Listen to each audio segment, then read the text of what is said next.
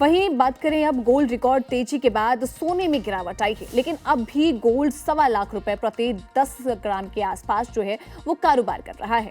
इस बीच सोने की कीमतों को लेकर एक और दावा किया गया। दरअसल बैंक ऑफ अमेरिका ने 2026 में गोल्ड की कीमत औसतन $4,538 प्रति औंस रहने का अनुमान लगाया है, लेकिन निरंतर मैक्रो अनुकूल परिस्थितियों और सुरक्षित निवेश की मांग के साथ कीमत $5,000 प्रति औंस तक पहुंचने की संभावना है।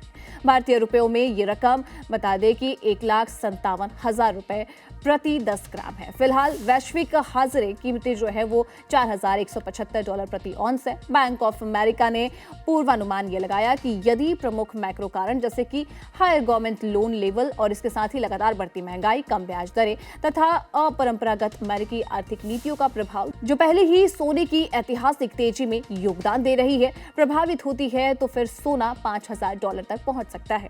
बैंक के अनुसार चीन से मांग में कमी और प्रमुख खनन धातुओं की आपूर्ति में बाधा, कम वैश्विक भंडार अन्य कारण भी सोने की कीमतों को प्रभावित करेंगे।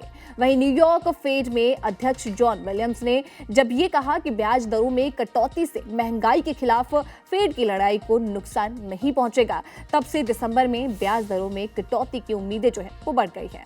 वहीं चांदी की कीमत आने वाले दिनों में और भी ज्यादा बढ़ सकती है, क्योंकि ग्लोबल सिल्वर मार्केट को एक नए संकट का सामना करना पड़ रहा है। दरअसल चीन में चांदी का भंडार एक दशक में सबसे कम स्तर पर पहुंच गया है। हाल ही में अगर बात करें तो हाल ही में भारी मात्रा में चांदी लंदन भेजी गई थी ताकि उस दबाव को कम किया जा सके जिसने कीमतों को रिकॉर्ड स्तर तक पहुंचा दिया।